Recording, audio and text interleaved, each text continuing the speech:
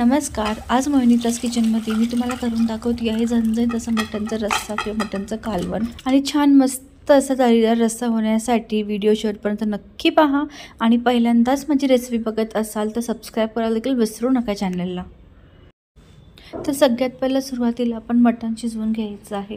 तर मटण शिजवण्यासाठी मी कुकरचा वापर करते आहे. तुम्ही हवं तर पातेल्यातसुद्धा शिजवून घेऊ शकता. त्यानंतर यामध्ये एक पळी तेल टाकून घ्यायचं.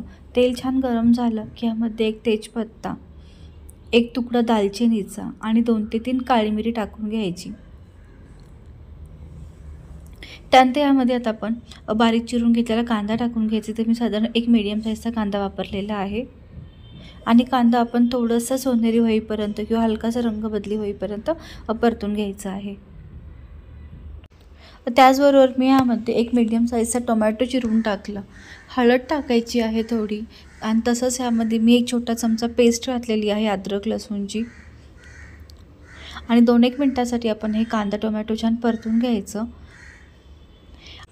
त्यानंतर आता मी यामध्ये स्वच्छ 2 ते 3 पाण्याने धुवून घेतलेलं मटण घेतलेलं आहे. तर मी साधारण 1 किलो मटण वापरलेलं आहे. तर मटणसुद्धा आपण मीडियम फ्लेमवरती छान परतून घ्यायचं. इथं मटण छान परतून घेतल्याच्या नंतर यामध्ये मी थोडंसं चवीनुसार मीठ टाकून घेतलं. आणि आता मटण शिजवण्यासाठी आपण तर गरम पाणी वापरायचं आहे. शक्यतो मटण करताना गरम पाण्याचाच वापर करा. तर साधारण इथं मी 1 ते 1.5 तांब्या किंवा साधारण 1 लिटरभर असं पाणी यामध्ये टाकून घेतलं. आणि कुकरचं झाकण लावून आपण ह्याच्या 4 ते 5 शिट्ट्या करून मटण छान असं मऊ शिजवून घ्यायचं. इथं मटण शिजेपर्यंत आपण एक वाटण करून घेऊ. तर वाटण करण्यासाठी इथं मी 2 ते 3 उभे चिरून घेतलेले कांदे घेतलेले आहेत. त्याचबरोबर एक छोटी वाटी इथं मी सुक्कं खोबरं घेतलेलं आहे. आणि 7 ते 8 लसणाच्या पाकळ्या, अर्धा इंच अद्रक इथं घ्यायचं. आणि 1 मूठ अशी इथं मी कोथिंबीर वापरलेली आहे. तुम्ही पुदिन्याचासुद्धा वापर इथं करू शकता. आता यामध्ये थोडंसं पाणी टाकायचं आणि ह्याची मिक्सरमधनं आपण पेस्ट करून घ्यायची. त्याचबरोबर ह्यामध्ये आपण टाकण्यासाठी टोमॅटोचीसुद्धा पेस्ट करून घेणार आहोत. तर इथं मी साधारण 2 मीडियम असे टोमॅटो घेतले आणि ह्याचीसुद्धा मिक्सरमधनं आपण पेस्ट करून घेऊ. तर इथं अशा पद्धतीने मी मिक्सरमध्ये एकदम बारीक अशी पेस्ट करून घेतलेली आहे वाटणाची. आणि टोमॅटोचीसुद्धा इथं मी प्युरे करून घेतलेली आहेत. आता आपण रस्सा बनवायला घेऊ. तर सगळ्यात पहिले इथं मी गॅसवर अशी मोठी कढई तापत ठेवली. त्यामध्ये आता यामध्ये 1 ते 1.5 पळी तेल टाकून घ्यायचं किंवा तुम्ही तुपाचासुद्धा वापर करू शकता. आणि तेल छान गरम झालं की गॅसची फ्लेम बारीक करून घ्यायची. आणि जी आपण सुरुवातीला टोमॅटोची पेस्ट करून घेतली होती संपूर्ण पेस्ट आपण ह्यामध्ये टाकून घ्यायची आहे. तुम्हाला जर का टोमॅटोची पेस्ट नसेल वापरायची तर तुम्ही डायरेक्टली बनवून घेतलेलं हिरवं वाटणसुद्धा वापरू शकता. 2-1 मिनिटांसाठी आपण हे टोमॅटो छान परतून घ्यायचे. आता यामध्ये मसाले घालून घेऊ. तर इथं मी अर्धा चमचा हळद टाकून घेतली. त्याचबरोबर छान रंग येण्यासाठी इथं मी काश्मीरी लाल तिखट घेतलेला आहे. आणि आता यात आपण काळा मसाला किंवा जो घरचा आपला कांदा लसूण मसाला असं तो टाकून घ्यायचा. तिखट तुम्ही आवडीनुसार कमी किंवा जास्तीचं वापरा. आणि मस्त असा मसाला परतून घ्यायचा. छान असा मसाला परतून घेतल्याच्या नंतर यामध्ये आपण बनवून घेतलेलं हिरवं वाटण टाकून घ्यायचं.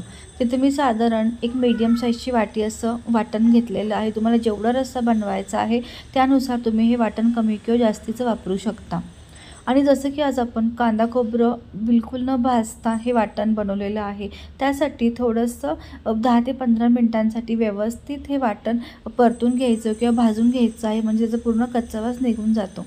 आता यामध्ये चवीनुसार मी मीठ टाकून घेतलं आणि झाकण ठेवून आपण मस्त असा हा तेल सुटेपर्यंत किंवा तवंग त्याला छान येईपर्यंत मसाला परतून घ्यायचा. मसाला छान परतून घेतल्याच्या नंतर यामध्ये मी साधारण पाव चमचा असा गरम मसाला वापरलेला आहे. तुम्ही हवं तर चिकन मसाला किंवा मटन मसाला वापरू शकता. त्याचबरोबर थोडीशी इथं मी कसुरी मेथी घालती आहे. कसुरी मेथीमुळं खूप छान असा फ्लेवर येतो रश्श्याला. तुम्ही ते बघू शकता मस्त असं तेल सुटलेलं आहे मसाल्याला. म्हणजे अगदी परफेक्ट असं हे आपलं वाटण किंवा हा मसाला परतलेला आहे. आता यामध्ये आपण शिजवून घेतलेलं मटण आणि मटणचं सूप टाकून घ्यायचं. सूप जर का थोडं कमी असेल तर तुम्ही यामध्ये पाण्याची कन्सिस्टन्सी ॲडजस्ट करू शकता. तुम्ही यामध्ये थोडंसं पाणीसुद्धा वरून टाकून ते उकळून घेऊ शकता. तर पण पाणी वापरत असताना शक्यतो गरम पाण्याचाच वापर करा. आता गॅसची फ्लेम इथं मीडियम ठेवायची. त्यानंतर 10 मिनिटांसाठी छान उकळी येईपर्यंत आपण हा रस्सा शिजवून घ्यायचा. तुम्ही ते बघू शकता किती छान तवंग आलेला आहे भाजीला आणि बिलकुलही खूप जास्त तेलाचा वापर न करता जर आपण परफेक्ट असा मसाला भाजून घेतला तर व्यवस्थित असा तवंग येतो भाजीला.